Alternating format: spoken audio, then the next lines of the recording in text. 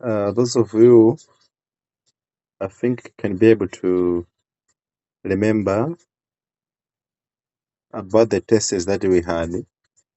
So we had to look at all the tenses starting from the present and then past. I hope I already did that part.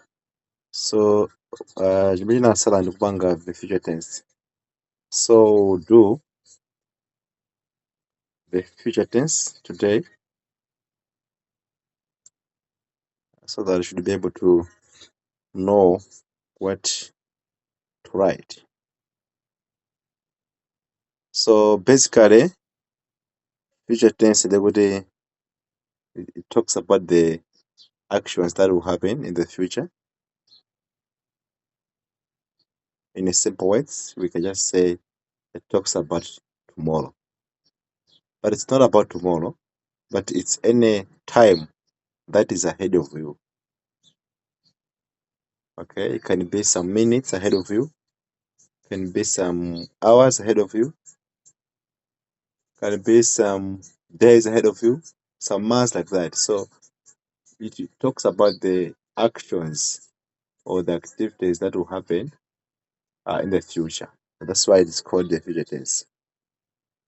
So just like in other tenses, the future tenses also are classified as the simple future, the future continuous, and then the future perfect, and then the future perfect continuous tense. So just like the past tense, I think I can remember it was divided into 4 types, the same as the present tense, and also the same as the future. Also has got 4 divisions.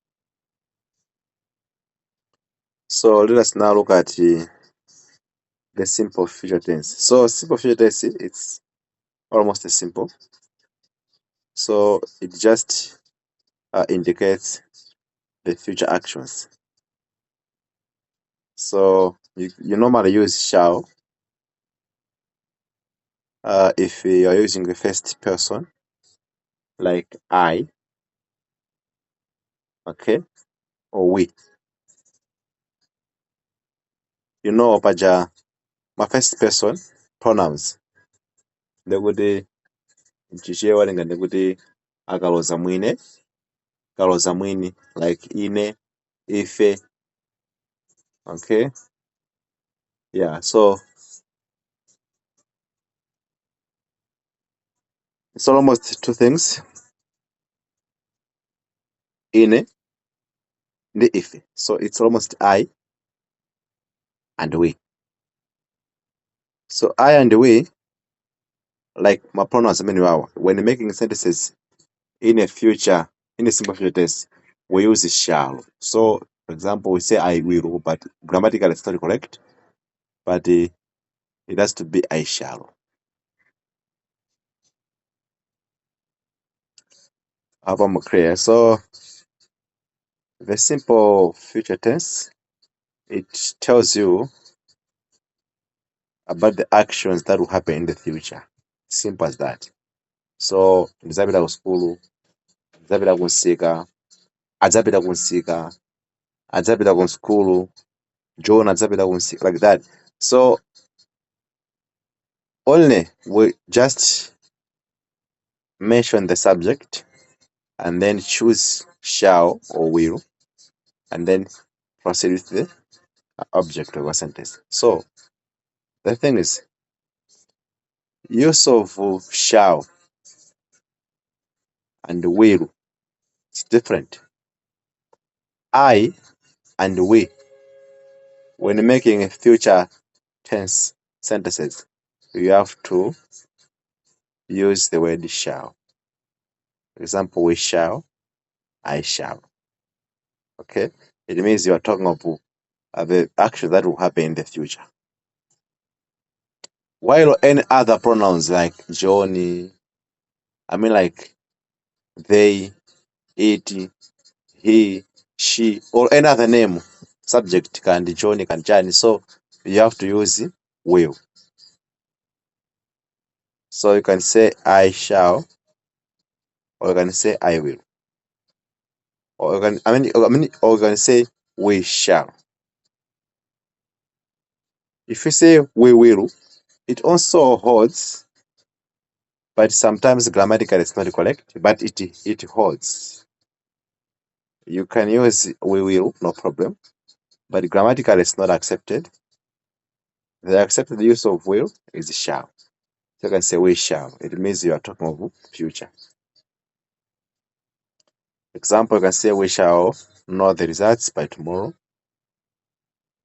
In other words, you are trying to say that you will see the results tomorrow.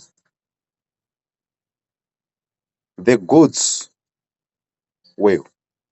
We shall. I hope they will. I shall. Okay? All those kinds of sentences. You can use a simple future tense. So simple ndio pwega. Izongutaniza buno kama lemba kwa kama yankula jani. Okay? Kama no. Normally it follows the principles like the ones we have just taught. While the other tense is what you call the future continuous tense. So iso ndio pwega because normally it expresses or it shows activity mene.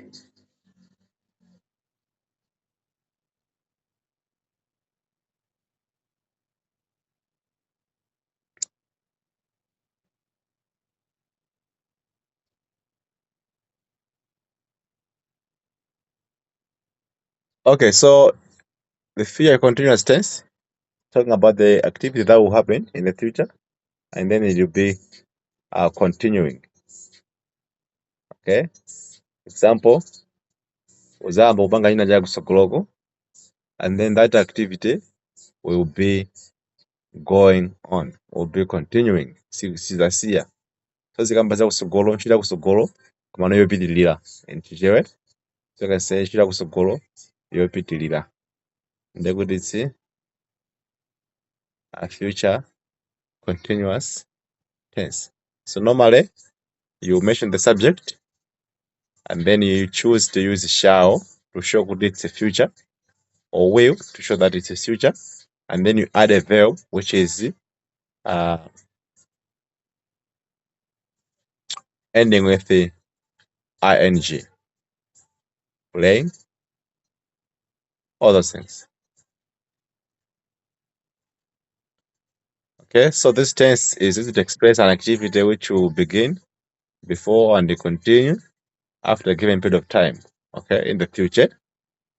So normally ni nkhani yokamba nokuti yokamba tense yokamba za ntchito imene izayambe kusogolo ndipo zizapitilira. So to show kuti ntchitoyo izayamba kusogolo, you choose shall or will. You can choose shall if the subject is I or we. You choose will if the subject is any other apart from these two subjects. And then you add be, and then you add ing to the verb. For example, I'll be playing football. Okay, but because you're using I, if you use will, of course it will hold, but grammatically it's not correct. But you can say I shall be playing football. They will be expecting us home soon. So the subject is they, and then to show that it's a future, they will take will, and then to show that the activity will be continuing, it means they will use be. Like here, I hope you can see, they will be expecting us from. Screen sikuoneka. Mujantolero Tatawa. kwayani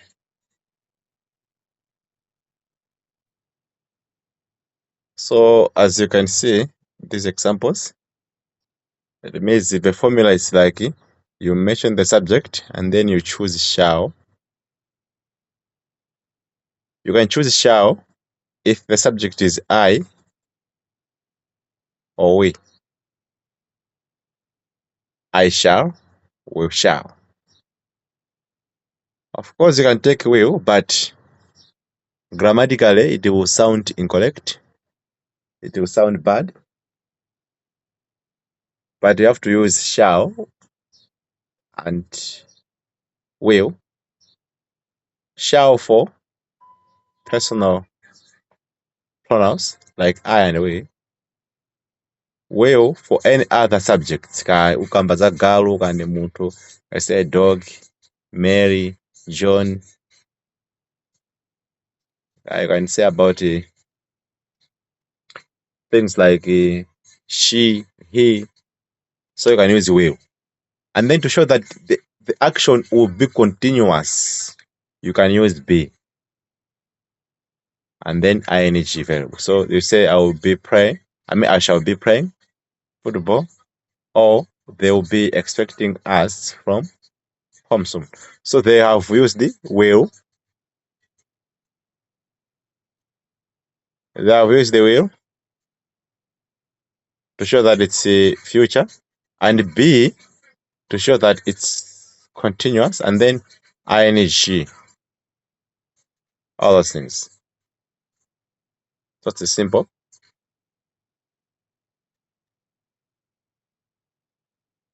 So the other tense on future tense, it's the future perfect tense. Uyu namene mtomufunsa ngati multiple choice ndi omaliza wa timati future perfect continuous tense ndimene amatha kuyifunsa pamayeso ngati ku multiple choice tense ulabwetsa funso la tense multiple choice amabwetsa funso ngati amenewo ma future perfect continuous tense. Okay, so future perfect continuous tense, future perfect tense, perfect, you know what it means. It means kuti ntchitoyo it's over, has been completed. That's why it is marked the name perfect. That means the job is over, has been done, is completed. That's why it is marked perfect.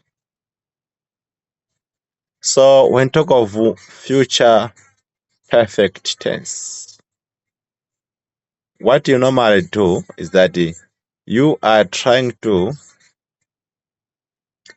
explain, or you want to show an action or a job that will have been completed. In chichewa tikambana kuti ukuonetsa ntchito imene idzakhala itatha ikamadzafika nthawi yake. Mwachidule tingambe kuti ena mwina pa foreign mukamadzafika chaka chamawa, okay, mukamadzafika chaka chamawa kandi June kandi July mudzakhala mutalemba mayeso a fall. Ndiye kuti ntchito yolemba mayeso a fall ikamadzafika chaka chamawa idzakhala kuti yamalizika ntchitoyo. So to show that ntchitoyo idzakhala kuti yamalizika koma ndi yakutsogolo, it means we use a future perfect tense to show that that kind of job idzakhala itatha. Ntchitoyo idzakhala itatha ikamadzafika nthawi yake. For example, ndikamadzapita America ikamadzafika December chaka chamawa idzakhala ndita lemba mayeso anga, okay. Tikamadzafika mwezi wa mawa tikadaphunzitsa ma subjects wonse. Ndikuti mukuonetsa kuti okay, mukamba kuti ikamadzafika mwezi wa mawa ndi mukuonetsa nthawi kuti ikamasatha nthawi ina yake. by the end of specific, or by the end of certain period of time, ikamaza nthawi yake inuwo muzakhala mutalemba mayeso. So what you normally do is that you either start by saying, okay, ikamaza fika nthawi. It's either you start by mentioning time, when okay, ikamaza nthawi kuti, or you start mentioning the activity before time. For example, nditalemba mayeso ndikamaza fika chaka cha mawa July, ndiliwayambira kufotokoza ntchito imene uzakhale utamaliza before usanakambe za nthawi kuti nthawi yake nditiyo, ikamaza nthawi yake itiyo. Hope we are okay. So you can say ikamaza nthawi yake for example, ndikamaza fika July chaka cha mawa ndizakhala nditamaliza kulemba mayeso. Ndikuti munthuwe wayambira kutchula nthawi kuti ndikamaza nthawi kuti by the end of this time ndizakhala nditapanga chakuti, or utha kuyambira kutchula ntchitoyo kuti okay, ndizakhala nditamanga nyumba ikamaza fika chaka cha mawa kumaliza nthawi. So to show that ntchitoyo izakhala itatha, what you normally do, sentence yake imayenda yonchi, you use will to show kuti ntchitoyo ndiyakusogolo, or shall to show kuti ntchitoyo ndiyakusogolo. Will, you know, kuti akwenda ndi ndani, ndikuti akwenda ma subject ena onse kupatulapo I and we. Shall ndikuti kuza kuti shall akwenda ndi I ndi we basi. So we or shall to show kuti ntchito ndiyakusogolo, to show kuti ntchitoyo izakhala itamalizika perfect, nditimawuza have or has. Koma kwambiri timawuza have yekha, because kulibe zonongani kuti I will has or he will has. Timawuza have basi. Have namene kugwira ntchito bwino kwambiri. So you can use have only. And then just because tawuza have, you know what have amagwira motani. Ndikuti have ndikuziwa kuti okay, have amene ndi ma participle verb. Ma participle verb mukwaziwa inu kuti namene amaonetsa kuti ntchito yamalizika. Example, timakhala ndi go,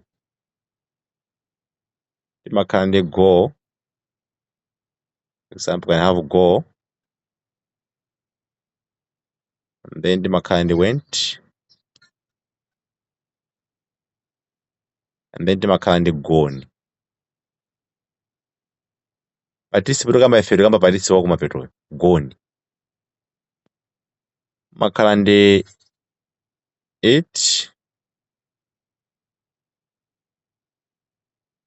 okay, makhala ndi ate, and then makhala ndi eaten.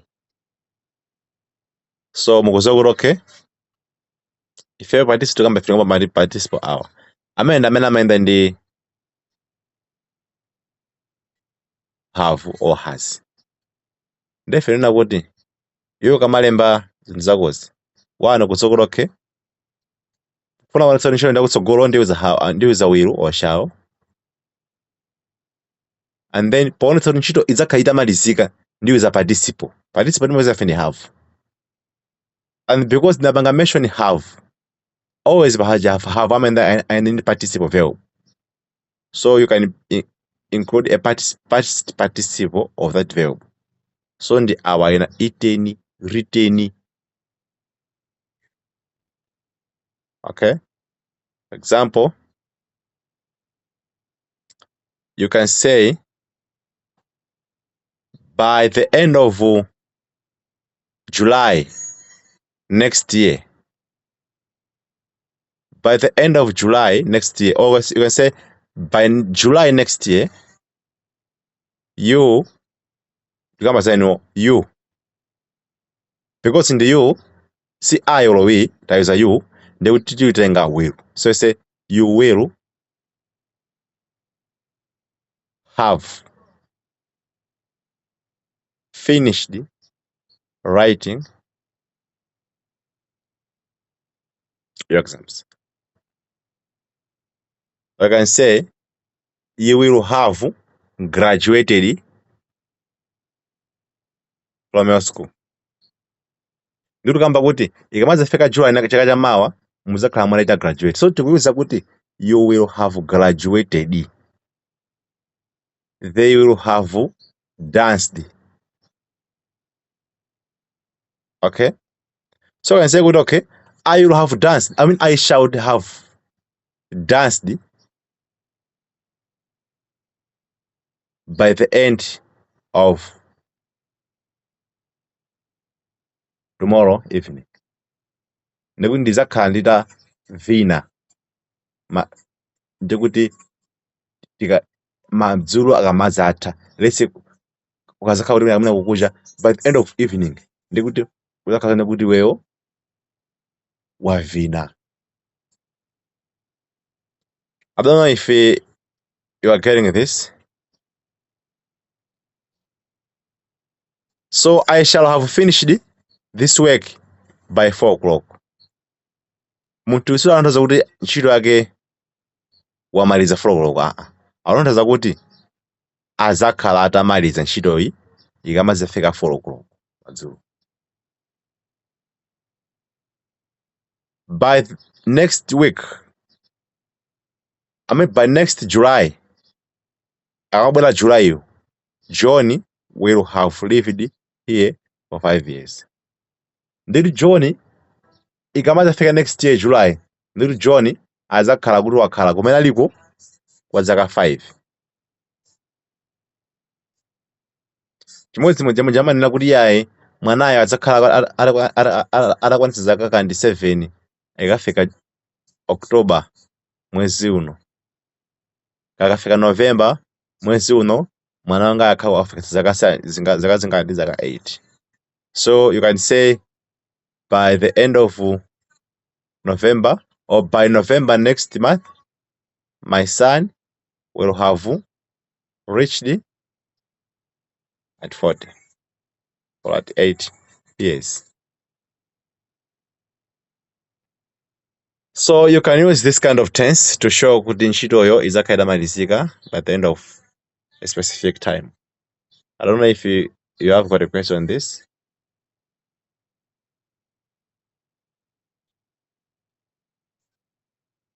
So let us just finish this this future tense by looking at the future perfect continuous tense.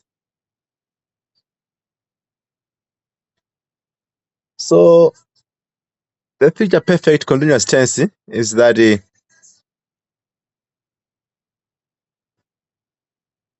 what we're trying to say, chimodzimodzi is perfect continuous tense. What we normally do is that we talk about the future, and then ntchitoyo is perfect, and then at the same time it will be continuous. So this tense normally imagwira ntchito kupanga explain ntchito imene normally inayamba mbuyomu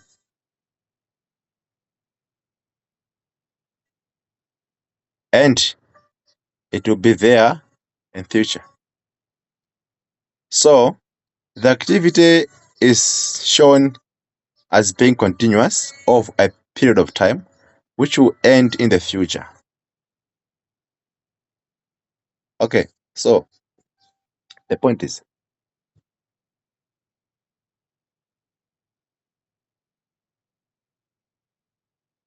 paniona kuti iyi imasiyana ndi inaija. Okay, ikusiyana ndi yamambayi ya future perfect tense. Iyi ikuonetsa kuti ntchitoyo yatha. Okay, koma inayi imaonetsa kuti ntchitoyo izakhala kuti yatha koma yopitilira. Ndisimamvera kuti ndi manthu zoti bwanji. It becomes confusing, eh? Koma the keyword should be Future perfect continuous tense, it talks about the activity imene yakhala ilipo kuyambira kale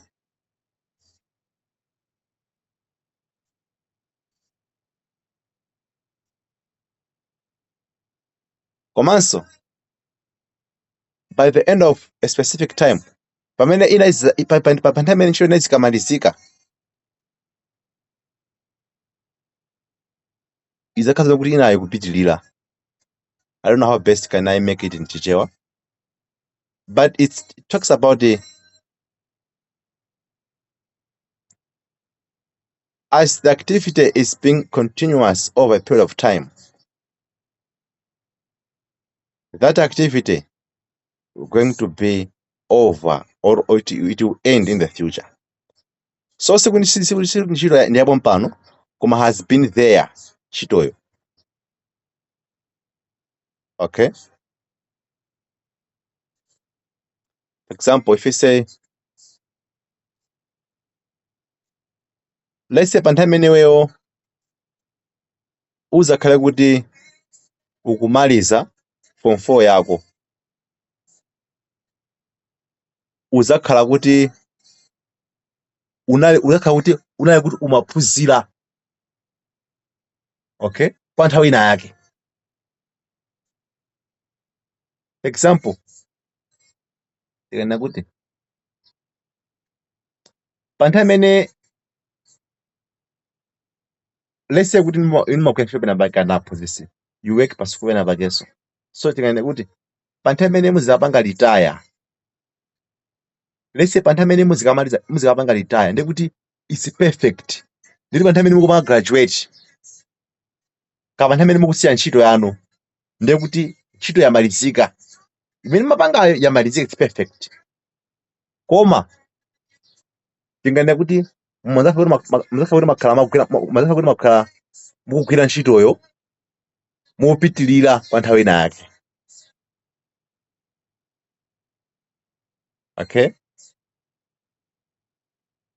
so you can say kuti by the time inuwo muzamaliza form 4 yanu muzakhala kuti maphunzira kwa nthawi ina yake, muzakhala kuti maphunzira kwa nthawi ina yake, tingamuyonje muzakhala kuti maphunzira.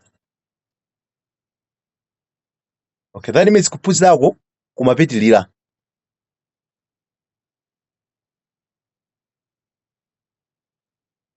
The point should be like that one.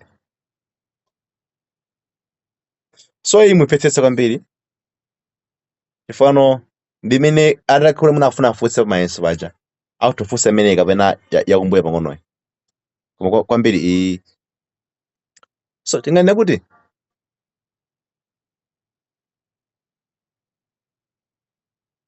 let's say kuti iwe pa nthawi imene uzibwera kunoku, okay,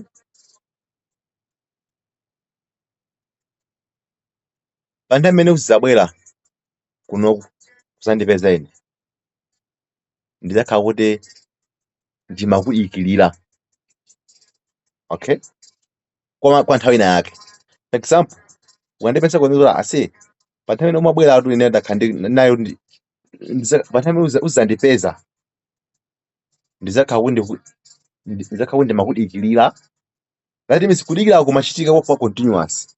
So pa nthawi imene uzandipeza ine ndizakhala kuti ndimakudikirira. That means kudikirako it was a continuous process, ndizakhala kuti ndimakudikirira kwa nthawi ina yake. So to show that the action will taken in the future, we use will or shall, and then we use have been, and then ing. For example, if you say when John graduates, John akamapanga graduation yake adzakhala kuti amaphunzira, okay, you will have been adzakhala kuti wakhala kuphunzira kapena adzakhala kuti amaphunzira pa university yapo kwa zaka 5.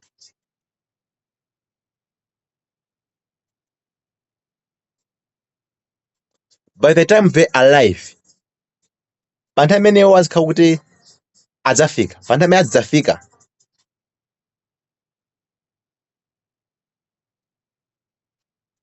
adzakhala kuti ayenda kwa mawa zambiri. They will have been traveling. Adzakhala kuti amayenda kwa nthawi yambiri. So use will have been traveling. I think you can get the concept. That's what you're trying to say. So you can try to see this kind of question. I don't know if you guys have got a question on this kind of tests. Otherwise, this marks the end of the tests. Next time we'll look at the conditional sentences.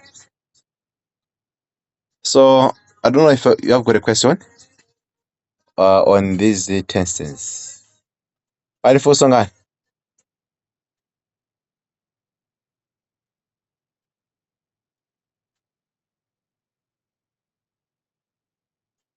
Eh?